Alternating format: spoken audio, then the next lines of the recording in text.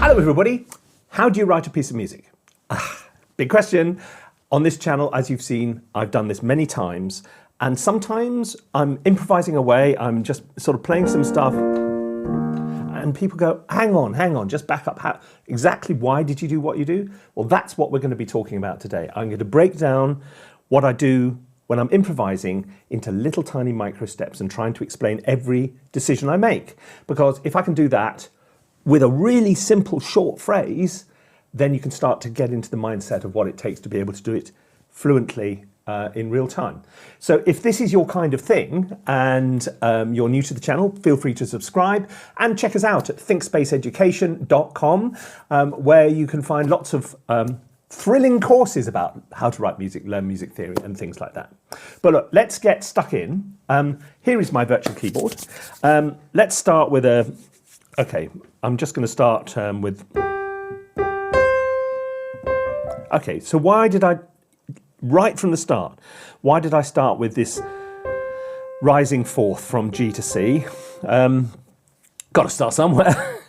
It's a commonplace, but also what key does that tell me it's in? Is it, am I in G? No, I'm in C, because that rising from what is note 5 of the scale of C means that's the dominant, and chord 5 to chord 1 is a very obvious way to establish the key you're in, and the key we're in today is C. So what I'm talking about when I'm talking about writing music in this context is when I'm improvising both a melody and the harmony at the same time, because there's little micro conversations going backwards and forwards between the two, because where the melody goes, oh, wow, that's quite cool. I wonder if the harmony should go there. Oh, wow, that's quite cool. And so that sort of goes on as the whole thing's rolling forward. Sometimes it's a car crash and they go, but more often than not, it's all right. And sometimes it's even quite good. So let's just see where this leads us today. Where was I? Okay, so we're going to land on, I'm going to keep this in C major so it's easy to follow along. So there's a C major triad.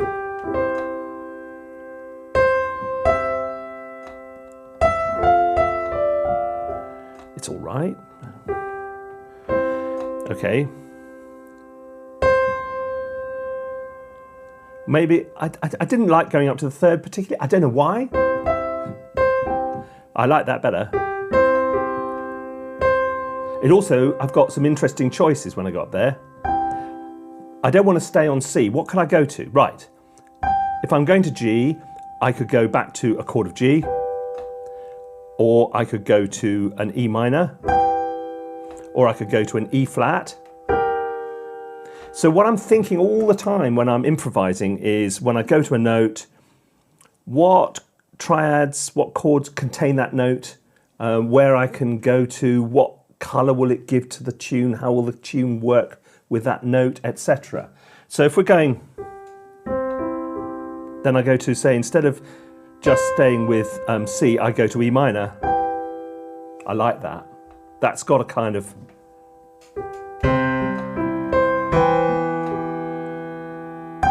now if I'm naturally, if the tune is going up, so if I then take it down again,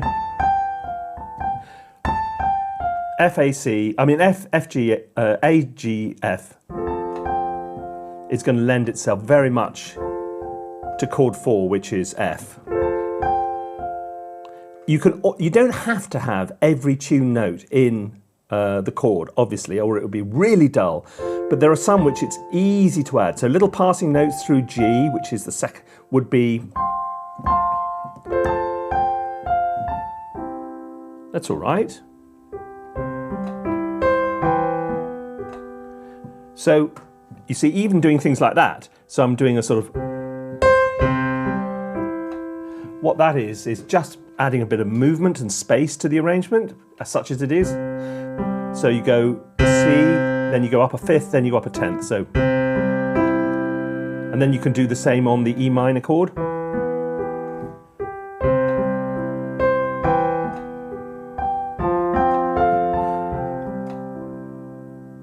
Nah, let's try something else.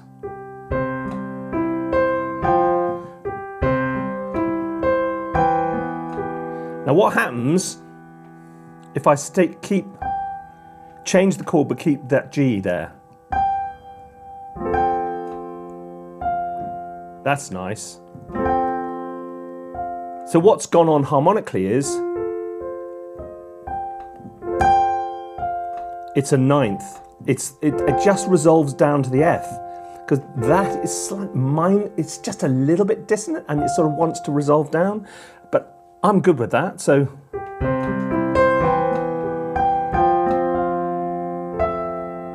yeah, I can walk all that down and that works. Okay, so now we're getting somewhere. Chord of C, chord of E minor.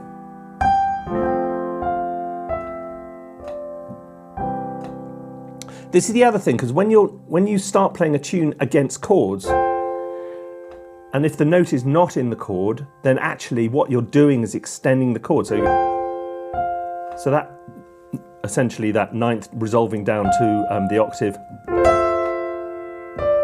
and those two, a major 7 down to a 6th, they all sound great. It wouldn't sound great if I went.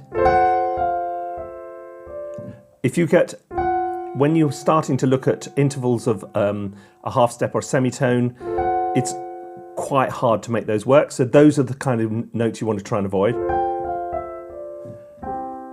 But there's other things I can do. It sounds all right, but it's a little bit on the straight side at the moment. What I'm going to try and do now, what happens if instead of going to a F major, I went to an F minor, so I'm going to the parallel minor. Oh, John Barry, eat your heart out. Yay!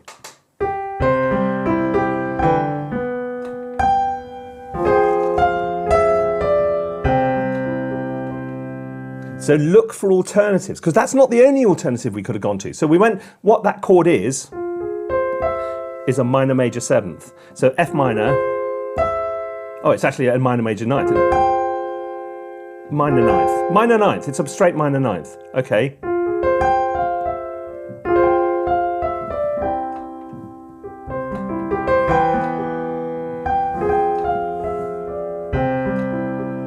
But I could have done other things. If I'm okay, let's assume sliding door. You know the film Sliding Doors, where, you know, if you just take a different route, you end up somewhere different. One tiny minor decision takes you in a different direction. Let's see what happens if, rather than going to that E minor, what else could I go to if I'm going up to that G? E flat? Are you mad? No, you're not. But I'm not going to.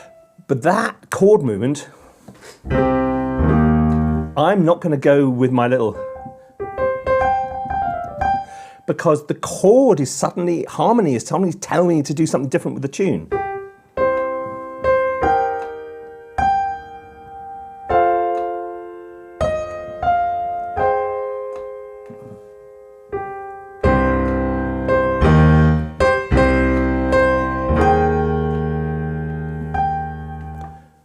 Calm down, guy. Quietly, quietly. Don't go bonkers. Okay.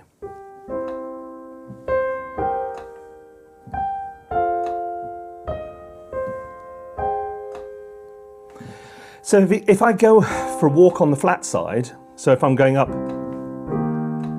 from C to E flat, looking at these chromatic mediants, which is a lot of the, you know, if you're going from C to A flat or C to E flat, it flows really nicely, but it's a different kind of scale which you're implying.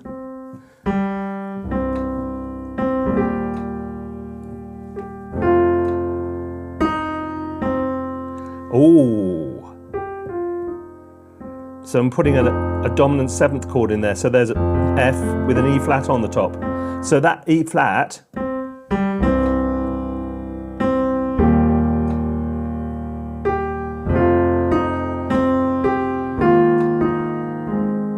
so what having got into this kind of slightly pentatonic sort of vibe.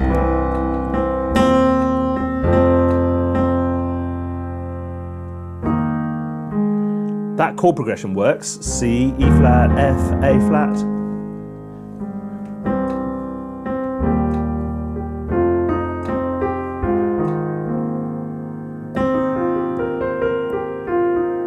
You see,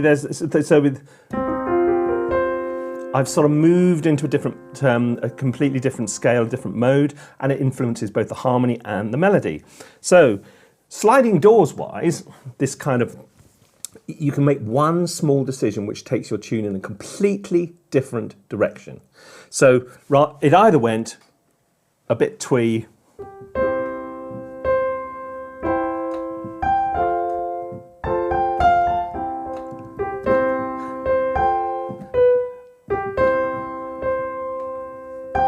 we do that, first inversion. Don't like it. I much prefer the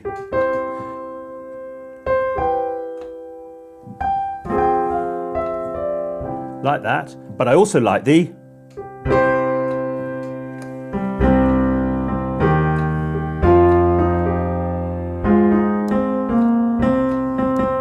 all different tunes, all generated from the same first idea. So what's going on is a constant conversation between the melody and the harmony, but what we tend to call inspiration is actually the choices you make because of your personal taste. So I'd say, I like that, I don't like that. They both work, but then I have a natural predilection to go one way rather than the other, and that becomes my style, and that's why I write music the way I do. But having a really good knowledge of the sort of chord progressions the chords which are available to you, the notes which they make up, because when I'm doing this in real time, I'm not, it's like watching, probably hundreds of decisions going through your brain in real time, all the time, to come up with a piece of music which appears to be fluent and ready thought out, but it's not. It's just kind of happening. Like it's sort of, in here, there's a little algorithm which is chucking all this stuff out.